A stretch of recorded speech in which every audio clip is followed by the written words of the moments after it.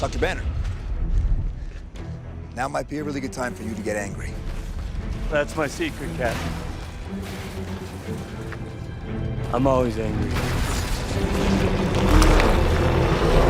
So we've all heard the buzz about the possibility of a Skaar movie popping up in the MCU timeline, right?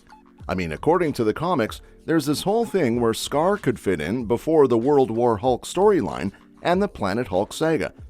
He even had a little cameo in an alternate history story in What If, Planet Hulk #1, back in December 2007. But here's the kicker. How much leeway does the MCU really have to tweak stuff around to make it work? And let's not forget, if they do roll out a Skaar flick, they might take some liberties with his character development compared to the comics. Well, let's dive into everything we know about the Skaar movie. Marvel originally had a different plan for introducing Hulk's son Skaar. Mark Millar's original pitch for World War Hulk suggested that the finale of the Civil War would unveil a whole army of Hulk offspring, dubbed Bruce Banner babies. However, in the Marvel Cinematic Universe, Skaar made his debut in the finale of She-Hulk. According to canon, Skaar was introduced in World War Hulk #4, where it was revealed that the War Hulk had a child with the alien Caiera the Old Strong. Skaar was conceived after the Illuminati banished Hulk to the planet Skaar, fearing his threat to Earth. This led to Hulk's leadership on Skaar in Planet Hulk, followed by his return to Earth, seeking revenge against the Illuminati. When Skaar was introduced, it came with the revelation that he was born in a cocoon, emerging with the strength and intellect of a teenager. He rapidly matured to full adulthood in just about a year, which explains how Hulk could have an adult son so soon after his partner gave birth. The conclusion of the massive Civil War event overlapped with the suspenseful ending of Planet Hulk, where Hulk and his Warbound were en route to Earth for battle. This seamlessly transitioned into the World War Hulk storyline, where Hulk took on virtually every member of the Illuminati to humiliate and educate them. Interestingly, Marvel editor Tom Brevoort shed light on an alternate ending for the Civil War. According to his blog, The Tom Brevoort Experience, Mark Millar, the writer of Civil War, suggested a different twist. Instead of the Warbound accompanying Hulk, Millar proposed an army of Hulk babies, 5-foot versions of the Hulk, spawned from his encounters with countless alien partners. These miniature Hulks were envisioned to wreak havoc alongside their dad, offering a visually striking and straightforward approach, while also maintaining a more traditional superhero comic vibe. Skaar's almost had a completely different origin story as part of Mark Millar's grand plan to introduce an army of Hulk babies in World War Hulk. However, Joe Quesada, Marvel's big boss at the time, preferred a different visual. Hulk in gladiator armor leading a diverse group of aliens, giving birth to the Warbound concept instead. Imagine the chaos if Hulk had stormed back to Earth with a legion of his own offspring.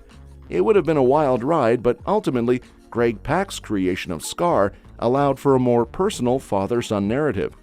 While Skaar didn't take part in the Civil War or World War Hulk, his journey to Earth seeking vengeance against his father led to the Planet Skaar event. Marvel's decision to go with Skaar over the Hulk babies may have been a loss of some iconic imagery, but it brought depth to Hulk's family dynamics. Now, the MCU might need to do some serious tweaking to incorporate a Skaar movie into its already packed slate. But hey, speaking of MCU projects, have you heard about Captain America: Brave New World? It seems like a pretty interesting spot for them to delve into the World War Hulk storyline, despite it being Sam Wilson's first solo outing as Cap. The cast includes familiar faces from Hulk-related movies like Thaddeus Ross, Samuel Stearns, aka The Leader, and Betty Ross, hinting at a potential exploration of Bruce Banner's Hulk arc. While a direct adaptation of World War Hulk into Brave New World seems unlikely, there could still be nods or teases towards it in the film. One popular theory is that Thaddeus Ross might transform into the Red Hulk, adding another Hulk variant for Bruce Banner to contend with down the line. This could set the stage for future storylines in Phase 6 or 7 of the MCU. So, while Skaar might not make an appearance directly in Brave New World, the groundwork could be laid for some Hulk-related shenanigans in the MCU's future. Skaar's journey in the comics paints a vivid picture of a character with immense cosmic significance, promising equally massive consequences in the MCU. His introduction to live action is poised to shake things up in ways we've never seen before. One intriguing plotline for a Skaar movie could delve into his connection with his mother, Caiera, who played a pivotal role in guiding Hulk to power on Skaar. Their bond, intertwined with the mystical old power, adds layers to Skaar's character and sets the stage for epic cosmic battles. The tragic death of Caiera, who sacrificed herself to protect her son, not only shapes Skaar's powers, but also fuels his journey of survival and alliance with the Red King. Despite inheriting Hulk's strength and prowess, Skaar's path is fraught with moral complexities as he navigates alliances and confronts threats like the impending arrival of Galactus. With powers derived from the old power, Skaar possesses unparalleled abilities to manipulate the Earth itself, making him a force to be reckoned with.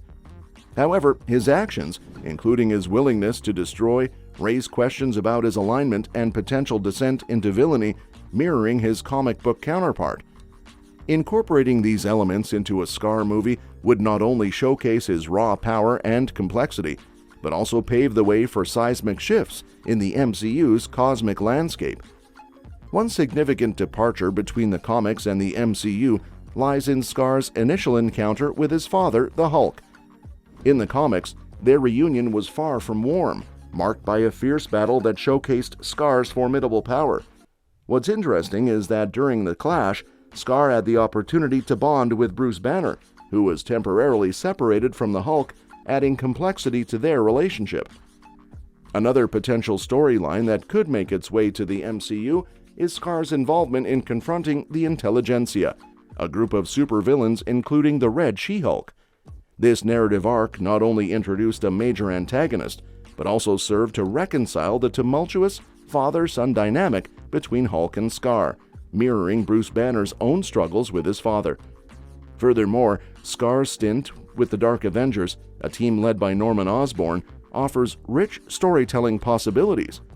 While initially appearing to align with the villains, Skaar ultimately reveals himself as a double agent, showcasing his complex moral compass.